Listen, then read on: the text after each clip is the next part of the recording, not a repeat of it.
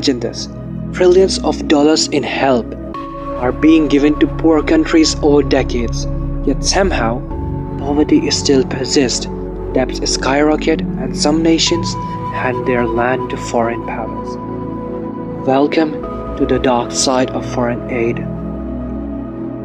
Today we're gonna expose how what seems like a lifeline often becomes a chain to slavery, despite it being as a way to improve the economy.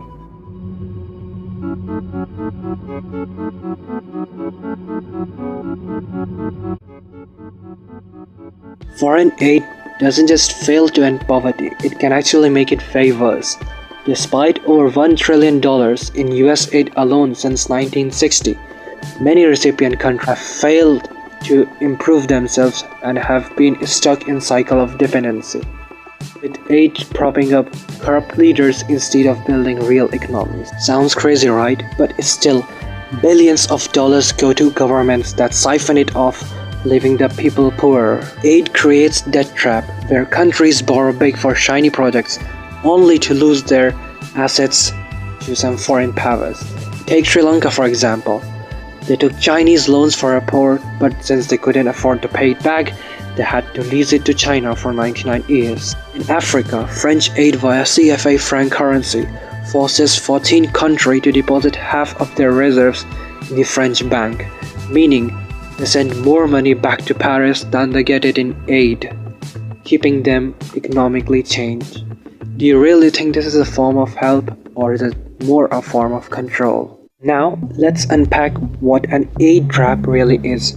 At its core, foreign aid in form of money, loan, or resources from richer nations or organizations like the World Bank sounds noble.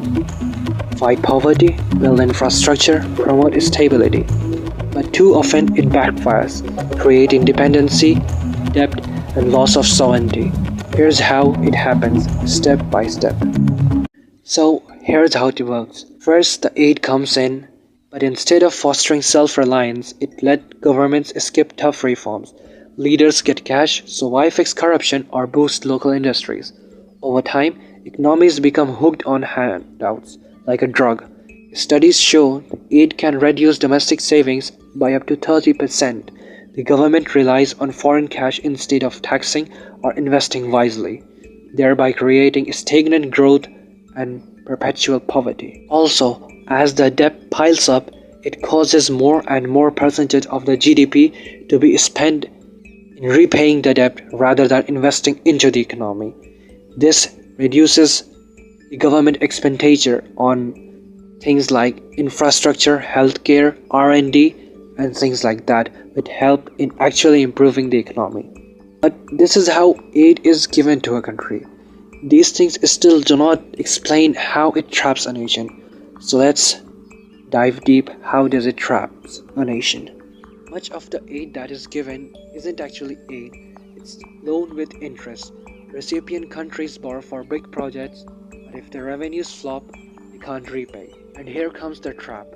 Restructuring means austerity, or worse, asset seizures. This isn't charity, it's a loan shark game. Donors attach conditions, buy our goods, align politically, or open the markets. Aid becomes a tool for influence, not development. Half of all the aid is tied, forcing the recipients to spend it on donor country products, which jacks up the costs by about 20 to 30%. In the 2000s, President Mahinda Rajapaksa from Sri Lanka borrowed loans worth billions of dollars from China for Belt and Road projects, like building a port. China loaned around $1.5 billion at low rates, but the port underperformed for long vacation or maybe no traffic. By 2017, Sri Lanka couldn't pay back its loan. The debt service ate 5% of the GDP. They leased the port to China for 99 years for $1.1 billion, essentially handling over strategic assets. This fueled Sri Lankan crisis of 2022. Inflation hit a record of 70%, fueled by shortages which sparked riots, and then the president fled. If you come to Africa, France and Africa via CFA franc. Since 1945, Around 14 West and Central African countries use the CFA franc, pegged to the euro and backed by France. They must deposit 50% of their foreign reserves in France's treasury until a 29 reform for West Africa, but Central Africa still does the same. France guarantees stability, but at what cost? These nations can't devalue their currency for exports or print money freely. France controls monetary policy. Aid flows in, but tied to French imports. 33% of the CFA imports come from France, and aid must buy French goods. Take former colonies like Senegal or Côte d'Ivoire. They received billions in French aid since independence, yet the growth still lags. The CFA keeps low inflation a pro, but limits industrial policy. Countries export raw commodities to France cheaply, importing finished goods expensively. Critics call it new colonialism and trade imbalances, more than the aid is received. Protests in Mali and Burkina Faso in 2023 demanding ditching the CFA, seeing it as a trap that keeps the elites loyal to Paris. In both cases, aid promises progress, but delivers chains, debt in Sri Lanka, monetary control in Africa, globally. Aid to sub-Saharan Africa hit $50 billion yearly, yet GDP per capita has barely budged since the 2000s. Trap is real. Nations borrow or depend, losing controls. So, is the aid trap really the full story? Not quite. Let's fairly examine both views, how aid is wrong, and yet it still saves lives. First, let's see how aid actually helps and is not a trap.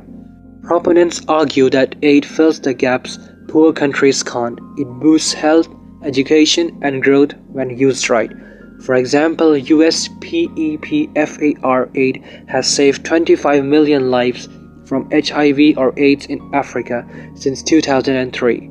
The Green Revolution aid in the 60s and 70s tripled crop yields in Asia and Africa, averting famines. Research from Brookings show aid increases GDP by 1 to 2% in good policy environments like Ethiopia's infrastructure boom. Not all aid creates dependency. Untied grants build local capacity. The Gavi vaccination reached 822 million kids, reducing child mortality by 50% in the aided countries. In Sri Lanka, Chinese aid built highways and airports that spurred tourism pre-crisis, which enables trade. Critics like economist Angus Deaton says aid works for targeted help, yet reforms conditionally fix that. Overall, aid's ROI is high. Every $1 aid yields $3 to $5 growth in successful cases. It's not a trap if donor monitors and recipients reform. Now, how correct is it? Skeptics like Dambisa Moyo in Dead Aid say aid fosters corruption. $1 trillion to Africa since 1960, yet poverty rose. Aid props up dictators, displacing savings and reforms. In Sri Lanka, Chinese loans were modest, 10% of the debt, but poor governance turned them toxic. Default led by IMF austerity, not Chinese takeover. But the perception lingers as sovereignty loss. In Africa, CFA data shows dependency. Reserves in France earn no interest, and policy control limits diversification. Growth often averages around 3%. Zambia defaulted on Chinese debt in 2020, echoing Sri Lanka. Aid delays self-reliance, turning help into handcuffs. Bottom line, aid isn't bad or all good. It's a tool that works when targeted and conditions, but traps when unchecked. For Sri Lanka and Africa, the lesson is reform. And yes, that's the aid trap unpacked. What do you think? Does aid trap more than it hurts? Comment below. If this opened your eyes, like and share, and also subscribe for more global economics. Thanks for watching. See you next time.